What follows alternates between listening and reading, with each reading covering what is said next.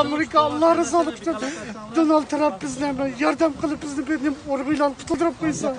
Yeah, the millions of Uyghurs are eradicating their day by day, and actually the scale is much larger than what we are now.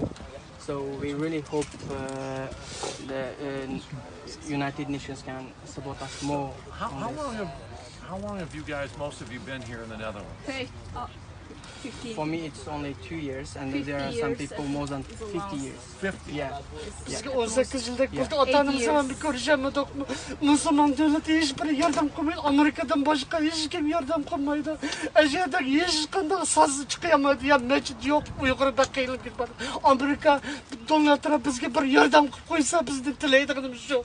For more than 18 years, I'm not contacting with any of my family, and even though these so-called Muslim countries or Turkic republics not supporting us, so we really thank you very much, and also expecting more from you in this term. 2020 yıllık Uygur kanunu ma'qullagan Amerika hükümetiga, Amerika Kongresiga Kurdistonlik Uygur o'z fikrimda rahmatimni bildiraman. Donald Trump Turkiston xalqining rahmat salomini. We really appreciate too much for U.S. government for supporting Uyghurs, passing the Uyghur human rights bill this year.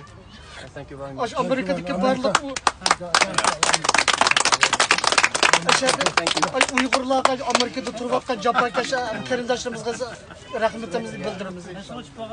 We have a lot of video clips from the East Turkestan that the people who released from the concentration camp is already become handicapped in person, and they have highly destroyed both mental and physically. Yeah. They are a normal person now after the concentration camp. Yep, thank you. Sizlarga rahmat.